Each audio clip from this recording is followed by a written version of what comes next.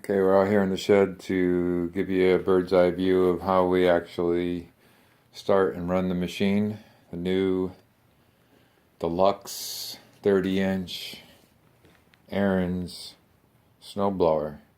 Alright, there's a lot of similarities to the lawnmower, just a little different application.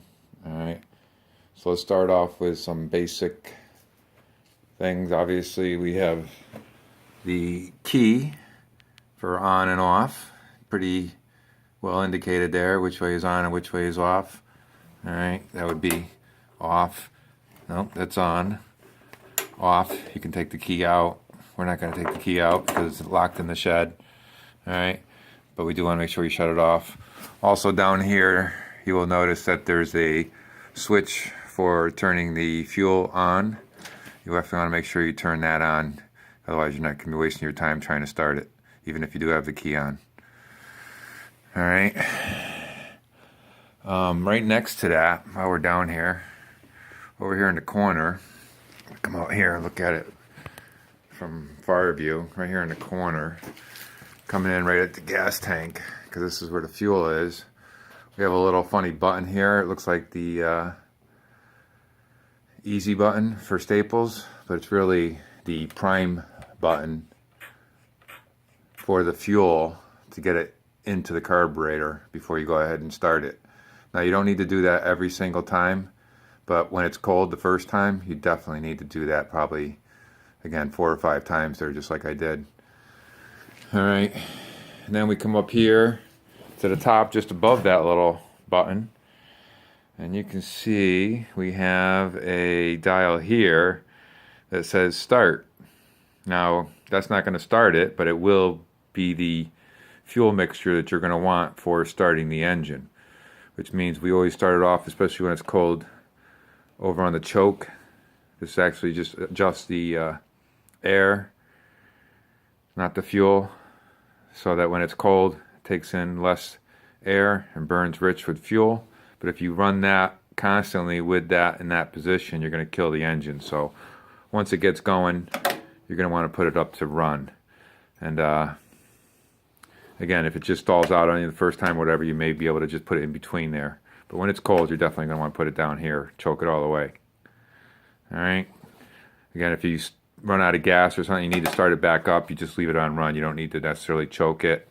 And you also won't need to prime it with the Staples easy button. All right. So that pretty much covers the fuel, the air, and the electrical. All right, but obviously once you get it going, you need to know what to do with it. You don't really need to check the oil because it's all brand new. That's, again, usually something I do. Anyways, we'll be changing the oil again in the spring. But you do need to check the gas, and that just simply, just like a car, unscrew that sucker and look down inside there. I guess this little thing comes out so you can look inside there. Actually, it needs some fuel. So if you are going to be using it while I'm away, probably want to add some fuel before you get going here, because even though you did all the other steps before this, without the fuel, you're just wasting your time. What's nice about this little baby, and the reason why I paid a little bit more, is one of the features it has is that electric start. Look at that. Woo, sexy, huh? I know it really doesn't look it, but listen to it. Ready? Whoa, that was scary, huh? Made you jump a little? All right. Well, the problem is you're not going to have an extension cord if you stall it out in the yard. So rather than using that button, you will have to use the old-fashioned way, which is right next to it. Whoops, let me get it back in view here. Use that handle and pull. Oh, remember those days? Oh, yeah. Oh, yeah. Yeah. Yeah, I did that a couple times. The thing when you pull it, you don't want to pull it all the way out because you'll break it. It's kind of like the zipper on the bag today. Jay broke because he unzipped it all the way and broke it, which we do things like that. So again, when you're pulling that ripcord, don't pull it all the way. You know, if it doesn't start, you probably missed a step prior to pulling the cord. Okay? Again, shutting off the choke or whatever the case, turning on the ignition, all the things that we went over. All right, so now you got the thing running. It's making lots of noise, and you always want to make sure that's up on run, because that's going to get your engine full speed. You can't run it. Man, in fact, the guy said to me, do not run it partially choked. You want to make sure this thing's running full speed. It needs all the 15 foot-pounds there, or whatever it is they use to measure these engines now. You need all that engine to push that snow far away. And again, if you don't, you'll ruin the engine. So now we got it running. Well, we don't have it running, but if we did have it running, a couple of the controls that you need to learn. Again, you're going to be sitting back here most of the time. The first one is, let's start off with gas, which is going to be the one on my left. Again, it has a little indicator icon in case you forget. It shows motion going forward, I guess, something like that. When you pull that down, that's going to automatically put the wheels in gear, and you're going to start rolling down or up the hill, wherever you want to go. All right. The nice feature is you can hold this down and spin it 180 degrees. I really haven't figured out all that fancy stuff, but that's what they tell me. Because you want to be able to adjust which direction the snow is going, and you want to be able to keep the throttle going. So I don't know. It's got some sort of auto turn. See that auto turn thing there? I really haven't figured it out. If you figure it out, God bless you. To me, the most important thing up here, really, is right here. Oh yeah, that's what I'm talking about. Keep those hands nice and warm. These grips over here, they get nice and toasty. Keeping the hands nice and warm so you're not freezing to death.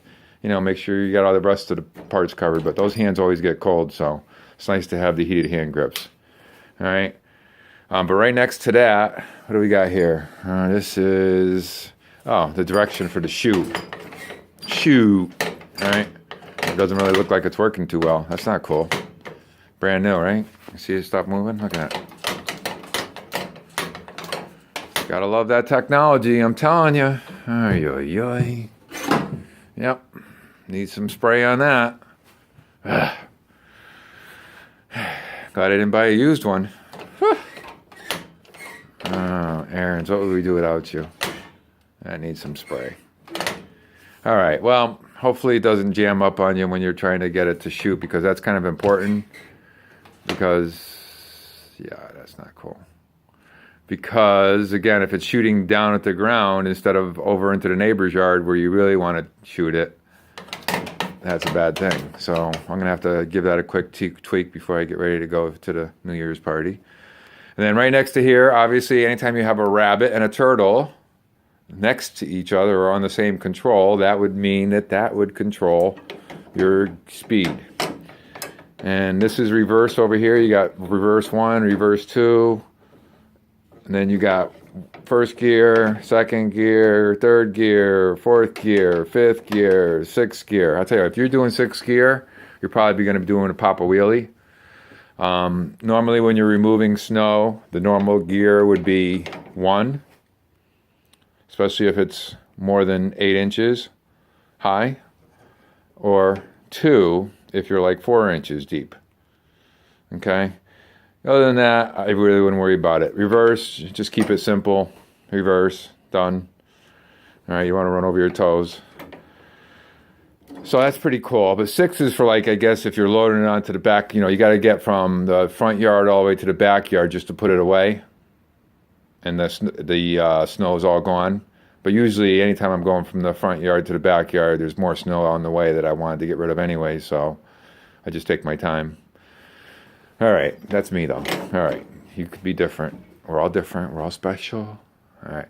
We also have the most important control, other than the heater, a hand warmer. Remember that? Don't forget about that. Is this, which is actually the thing that turns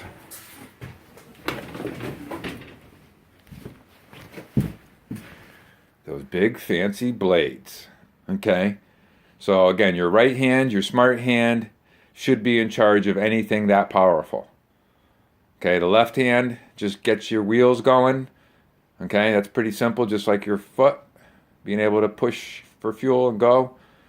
But when you want to move that snow out of your way, those blades right there will do it. All right, I doubt you're going to jam that up. If you do hit a tree stump or metal pole or something like that, they have what we call shear pins, which means they'll just break instead of ruining the machine, which is pretty cool. If you shear those pins and it's not throwing snow, I would say just put it back in the garage and call it a day and let me worry about it when I get home. All right, I think that's the full tour. It is an Ariens Delux, 30-inch. Not no Home Depot unit either, so enjoy. I'm sorry I won't be here to enjoy all the fun if it should snow, but you can always send me pictures or video. Happy New Year.